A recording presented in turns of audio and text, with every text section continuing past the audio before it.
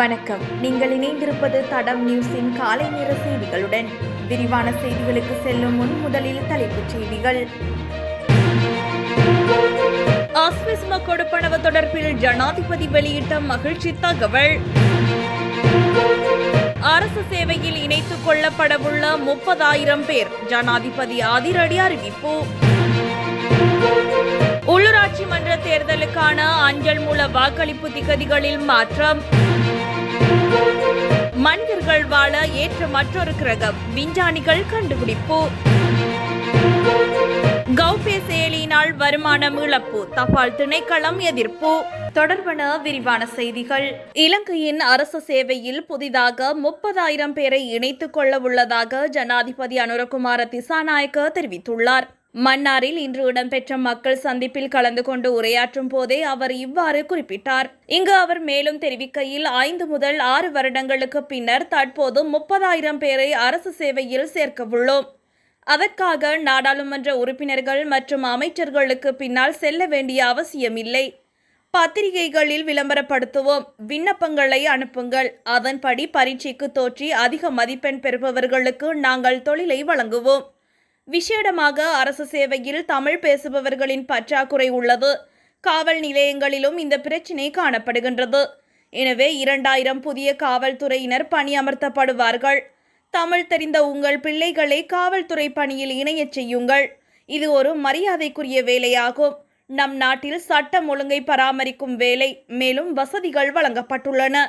தமிழ் பேச தெரிந்தவர்கள் அரசு பணியில் சேர வேண்டும். ஒன்றாக இந்த நாட்டை கட்டி எழுப்புவோம். எங்களுடைய நாட்டின் சட்டம் அனைவருக்கும் சமமானது என்பதை நாங்கள் நடைமுறைப்படுத்துவோம் என தெரிவித்துள்ளார். ஆஸ்விஸ்ம திட்டத்தில் 4 லட்சம் புதிய பயனாளிகள் இணைத்துக் கொள்ளப்படவுள்ளதாக ஜனாதிபதி அனுரகுமார திசாநாயக்க தெரிவித்துள்ளார். மன்னாரில் இன்று இடம்பெற்ற மக்கள் சந்திப்பின் போதே ஜனாதிபதி இவ்வாறு குறிப்பிட்டார். இங்கு தொடர்ந்தும் கருத்து தெரிவித்த அவர், நாங்கள் ஆட்சிக்கு வந்த பிறகு எரிபொருள் விலையை குறைத்தோம், மின்சார விலையை குறைத்தோம், ஆஸ்விஸ்ம கொடுப்பனவை உயர்த்தினோம். அது மாத்திரமின்றி ஜூன் மாதத்திலிருந்து ஆஸ்விஸ்ம திட்டத்தில் 4 லட்சம் புதிய பயனாளிகள் இணைத்துக் கொள்ளப்படவுள்ளனர். பாடசாலை பிள்ளைகளுக்கு சீருடை மற்றும் கற்றல் உபகரணங்களை கொள்வனவு செய்வதற்கு கொடுப்பனவு வழங்கியுள்ளோம். மன்னார் ராமேஸ்வரத்திற்கு இடையில் மீண்டும் படகு சேவைகளை ஆரம்பிப்பதற்கு நடவடிக்கை எடுக்கவுள்ளதுடன் புத்தளம் மன்னார் பாதையை இணைப்பதற்கு நடவடிக்கை எடுப்போம். எனவே உள்ளூராட்சி மன்ற தேர்தலில் தேசிய மக்கள் சக்திக்கு ஆணையை பெற்றுக் கொடுங்கள் என தெரிவித்தார். எதிர்வரும் 22ஆம் திகதி ஆரம்பமாகவிருந்த உள்ளூராட்சி மன்ற தேர்தலுக்கான அஞ்சல் மூல வாக்களிப்பு சில தினங்களுக்கு பிற்போடப்பட்டுள்ளது.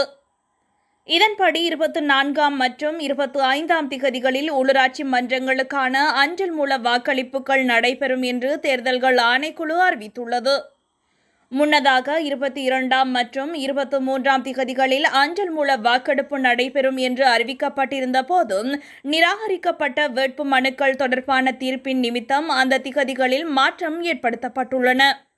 எனினும் அஞ்சல் மூல வாக்களிப்புக்காக ஒதுக்கப்பட்ட மேலதிக நாட்களான 28ஆம் மற்றும் 29ஆம் திகதிகளில் மாற்றம் ஏற்படுத்தப்படவில்லை என்றும் தேர்தல்கள் ஆணைக்குழு அறிவித்துள்ளது. மனிதர்கள் வாழ ஏற்றதாக இருக்கும் என்று நம்பும் ஒரு புதிய கிரகத்தை விஞ்ஞானிகள் கண்டுபிடித்துள்ளனர். உயிர் உருவாவதற்கு அடிப்படையாக இருக்கக்கூடிய சிறிய மூலக்கூறுகளை அடையாளம் கண்டதாக கூறும் கேம்பிரிட்ஜ் பல்கலைக்கழக குழு அதற்கு K2-18b என்று பெயரிட்டுள்ளது. இந்த கிரகம் சமீபத்தில் நிறுவப்பட்ட ஜேம்ஸ் வெப் தொலைநோக்கியால் கண்டுபிடிக்கப்பட்டுள்ளது. பூமியை விட 2.5 மடங்கு பெரிய K2-18b 700 டிரில்லியன் மைல்கள் தொலைவில் உள்ளது. கடல் பைட்டோபிளாங்டன் மற்றும் பாக்டீரியாக்களின் சுவாசத்தால் உற்பத்தி செய்யப்படும் வாயுக்கள், தெளிந்த நீருக்கான மூலக்கூறுகள் கோளை சுற்றியுள்ள வளிமண்டலத்தில் இருப்பதால் இது ஒரு நேர்மறையான அறிகுறி என்று விஞ்ஞானிகள் குறிப்பிட்டுள்ளனர். ஆனால் இந்த முடிவுகளை உறுதிப்படுத்த மேலதிக தரவுகள் தேவை என்று குழுவும் சுயாதீன வானியலாளர்களும் வலியுறுத்துகின்றனர். கேம்பிரிட்ஜ் பல்கலைக்கழக வானியல் நிறுவனத்தில் உள்ள தனது ஆய்வகம் விரைவில் இது தொடர்பான உறுதியான ஆதாரங்களை பெறும் என்று நம்புவதாக முன்னணி ஆராய்ச்சியாளரான பேராசிரியர் நிக்கு மதுசூதன் குறிப்பிட்டுள்ளார். அரசாங்கத்தினால் அறிமுகப்படுத்தப்பட்ட கௌபே செயலியினால் அஞ்சல் திணைக்களம் பெருமளவான வருமானத்தை இழந்து வருவதாக ஒன்றிணைந்த அஞ்சல் தொழிற்சங்க முன்னணி குற்றம் சாட்டியுள்ளது. அத்துடன் அஞ்சல் துறையில் காணப்படும் நவீன வசதிகள் மூலமாகவும் இந்த சேவைகளை பெற முடியும் என அந்த முன்னணியின் ஏற்பாட்டாளர் சிந்திக்க பண்டார தெரிவித்துள்ளார். இந்த நிலையில் குறித்த புதிய செயலி ஊடாக அஞ்சல் திணைக்களம் கணிசமான அளவு வருமானத்தை இழக்கின்ற போதிலும் அனைத்து வருமானமும் திரைச்சேரியை சென்றடைவதால் அரசாங்கம் இந்த சேவையினை ஆதரிக்கும் என அஞ்சல் மா அதிபர் ருவன் சத்குமார தெரிவித்துள்ளார். இதன் மூலம் மக்கள் இலகுவாக சேவைகளை பெற்றுக்கொள்ள முடியும் என அவர் குறிப்பிட்டுள்ளார். போக்குவரத்து விதிகளை மீறுகின்றவர்களுக்கு விதிக்கப்படுகின்ற அபராதங்களை இணைய வழியில் செலுத்தும் வசதி கடந்த 11ஆம் திகதி முதல் பரீட்சார்த்தமாக 12 இடங்களில் அமுல்படுத்தப்பட்டது. அரசாங்கத்தின் கௌபே செயலி ஊடாக உடனடியாக அபராதத்தை செலுத்துவதற்கு வழி சமைக்கப்படுவதுடன் அபராதம் செலுத்தப்பட்ட அடுத்த நொடியே வாகன சாரதியின் சாரதி அனுமதி பத்திரம் காவல்துறையினரால் விடுவிக்கப்படும் என தெரிவிக்கப்படுகிறது.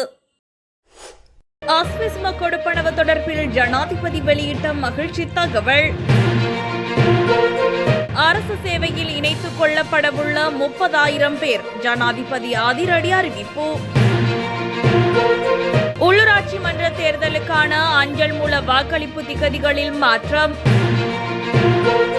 மனிதர்கள் வாழ ஏற்ற மற்றொரு கிரகம் விஞ்ஞானிகள் கண்டுபிடிப்பு. கௌபே செயலியினால் வருமானம் இழப்பு தபால் திணைக்களம் எதிர்ப்பு. இதுபோன்ற செய்திகளை தெரிந்து கொள்ள தடம் நியூஸ் சேனலை சப்ஸ்கிரைப் செய்து அருகிலுள்ள பெல் பட்டனை கிளிக் செய்யுங்கள். மேலும் இதுபோன்ற செய்திகளை உடனுக்குடன் தெரிந்து கொள்ள தடம் fm.com என்ற இணையதளத்தின் வாயிலாகவும் எங்களுடன் இணைந்து கொள்ளுங்கள்.